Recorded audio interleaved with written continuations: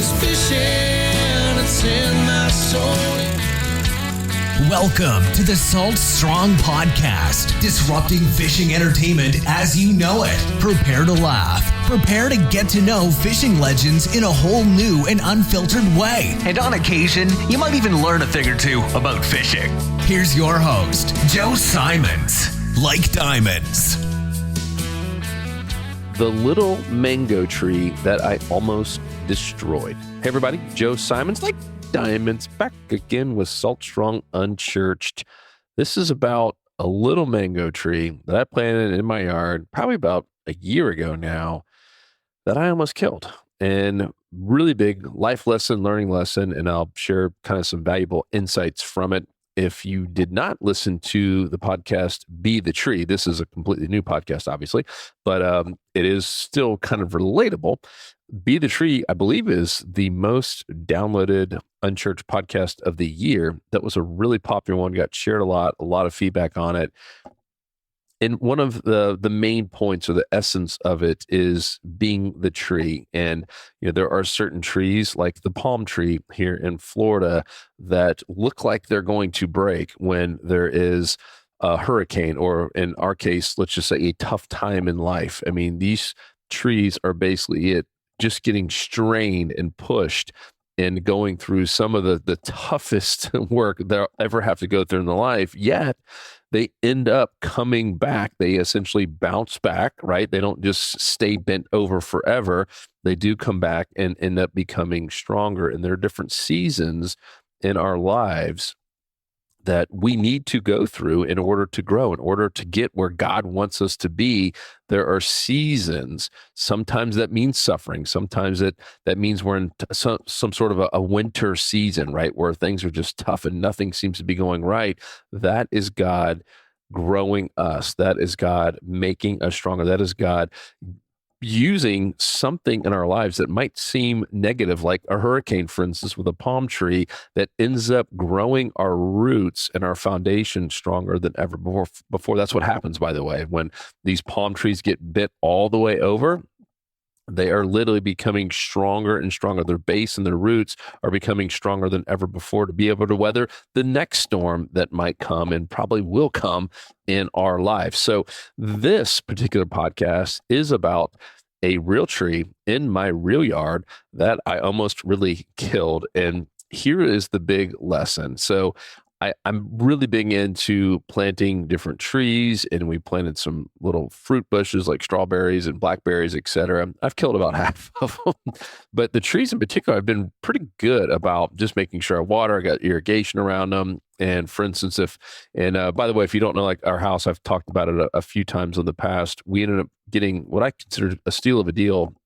This house on a lake. So we got, waterfront property, and it was almost 3.5 acres, which is a ton of land, at least a ton of land for me. We came from a, 0.5 acre lot to go to almost 3.5. It's a big deal, and a lot of beautiful trees. Even the driveway is lined with, southern magnolias.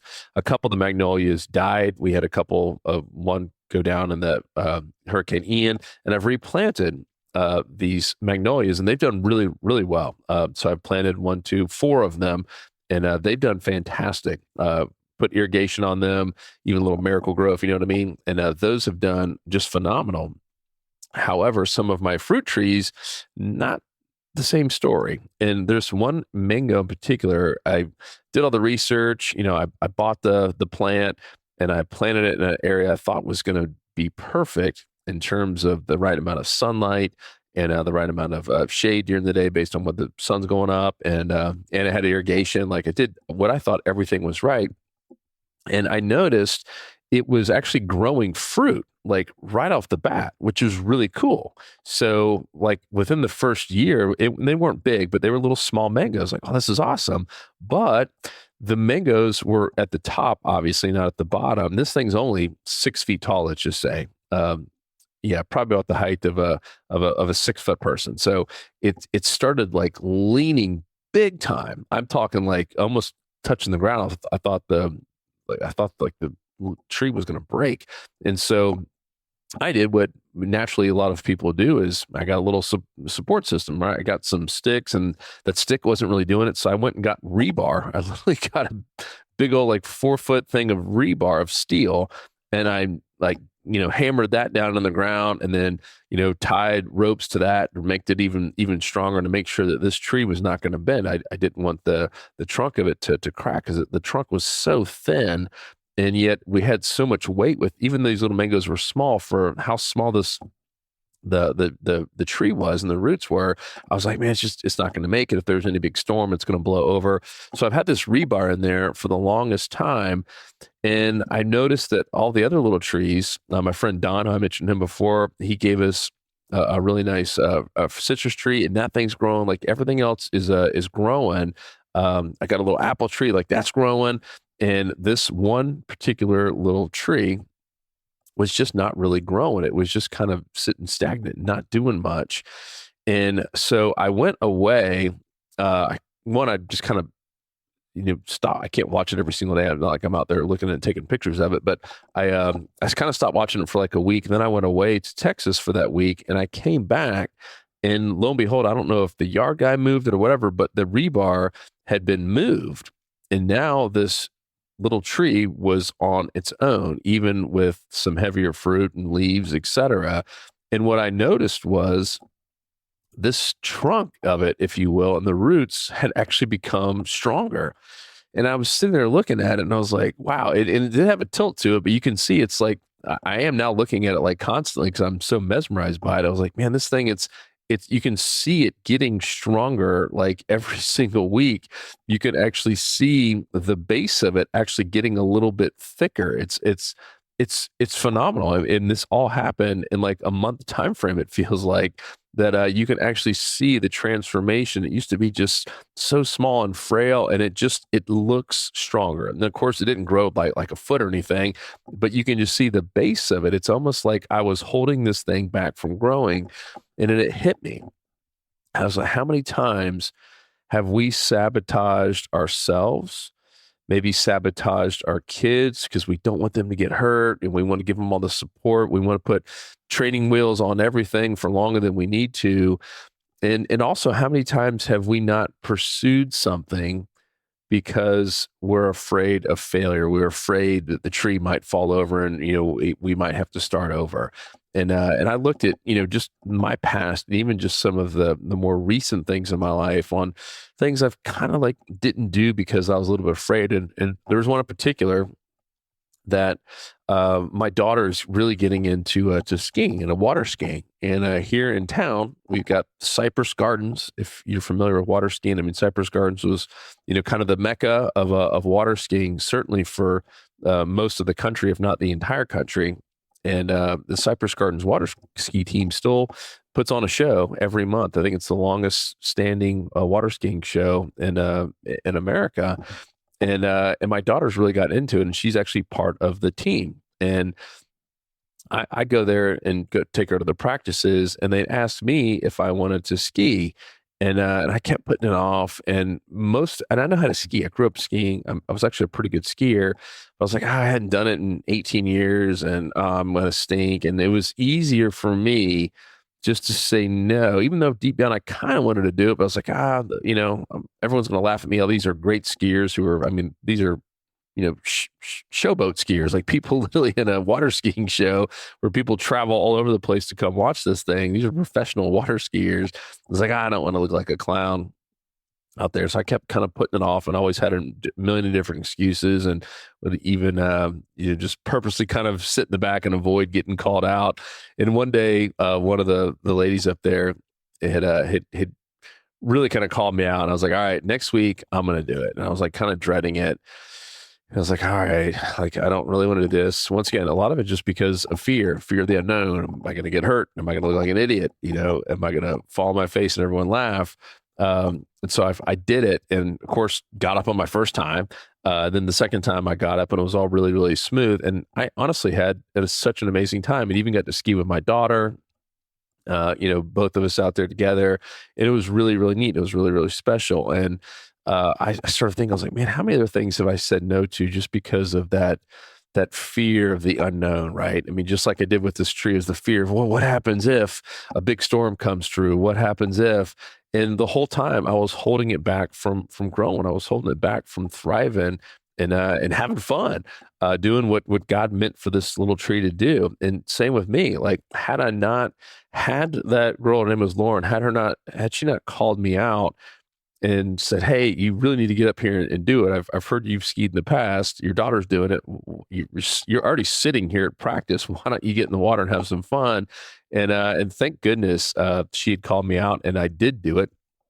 And really, really just had the time of my life. And I also see this so much, with parents, including myself, on how many times we hold our own kids back because we're afraid they might get hurt. And yet we forget all the times that we got hurt and scratched and bruised and fell off bikes or fell off horses or fell off water skis, whatever it might be. And that was a way to grow. And I'm not suggesting that we should purposely hurt ourselves or do dumb things. But that's also part of how we grow. We can't just avoid every potential thing where someone might get injured or might stub a toe or might scrape a leg or whatever it might be, just because of that slight fear of, well, what if this happens? And it just became so self-evident with this little mango tree on how much I was holding it back by trying to prop it up, right? I mean, think about that. By me propping this thing up and pounding down steel rebar just to hold it up after it should have been my hint when the first little wood post wasn't working, that, hey, maybe I should just let this thing grow. It's strong enough to be pulling this wood post over. Maybe I should let this thing just do what God intended it to do. So I would ask you to look in your own life, both yourself and maybe kids, grandkids, whatever it is, where, are there some areas that you've maybe not gone all in, or maybe have even just kind of hidden away from or shied away from or made excuses for because you were scared of the unknown or scared of getting hurt or scared that someone might laugh at you, when deep down, you probably should try it and probably would be fun. And I always look at those pros and cons, and that's what I had to do with the skiing. I was like, you know what? Cons are, yeah, I might fall, and I don't think these people are going to laugh at me, but even if they did, that's the worst thing that can happen. And the pro is, man, I'm really going to enjoy it. I'm going to get to do something fun with my daughter that I might be able to actually get good at again and really have fun with my daughter, maybe even be part of the water ski show. And the pros far outweighed the cons. And I'm so glad I did it. I'm so glad I stopped making excuses and, started just going all in and having fun. And I really came back that night. And now I've since then I've done it a couple times with the water ski team at one of their practices. There's a certain day where they, kind of let people like me who aren't the greatest come in, and they're trying to recruit and grow their team and have more adults that can ski as well.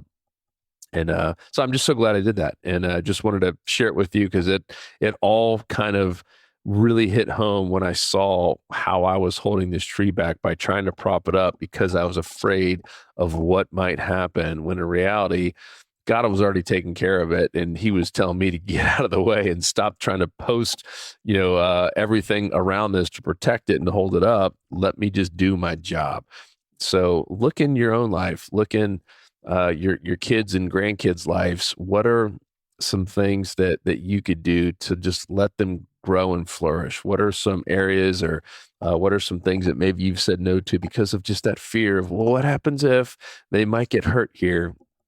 I'm willing to bet God is hoping that there is something that we just get out of the way and let him do his thing and know that he will protect. We still got to do our best to make sure that we don't get hurt, but at the same point, it can't prevent us from doing something that we're called to do, especially if it's going to add a ton of value to your life and the lives around you. So love you guys. Hope this was a helpful one. And if you do have any trees out there, yeah, there is a time and place where you want to support them, but as soon as you can, just like kids at training wheels, you don't want to have your 15-year-old kid still using training wheels on a bike. At some point, you got to take them off and let them try it. That's the only way they're going to grow and thrive and be able to go on their own. So love you guys. If you have any thoughts or comments, hit me up. Love hearing from you, Joe at saltstrong.com. 'Cause fishing, it's in my soul. It was past